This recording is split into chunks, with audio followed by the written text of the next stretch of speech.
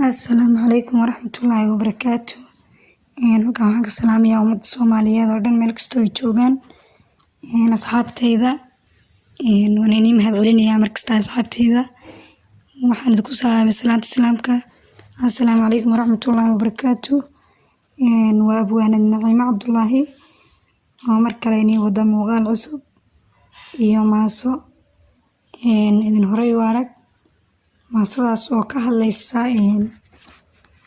tacadiga mar walba loo geysto gabdhaheena Soomaaliyeed. Marka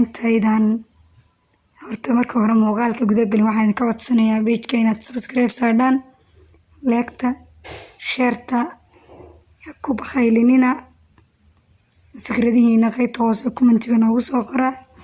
Aad baa u mahadsantihiin. Haddana waxaan guda galaynaa maasadii. Maasada sidaan bay leedahay, waxayna ka hadlaysaa sida hore ba idinku soo sheegay gabdhaha Soomaaliyeed oo tacadiyada ay u geystaan wiilasha Soomaaliyeed.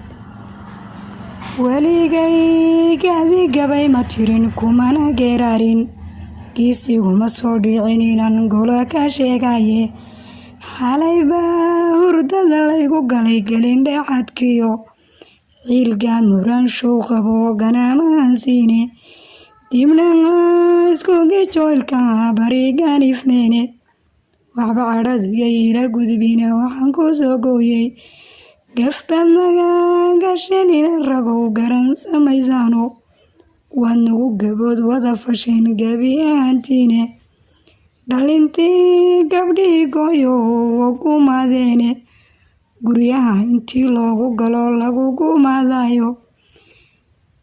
Garmadoobii odayaduna kama garaabaane, dowladdan gargaarsiimana siin gabi ahaanteede.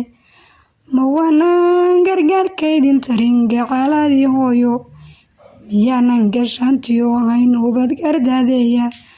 Ma gashaantinimaday dishiyo gooyo haylanta, ma gambada xunbaa nala ku galo guudka naga saaran. Maxaan galaabsano nala ku galay waa garxajaduye, waxba cadhadu yay ila gudbina waxaan ku soo gooyey.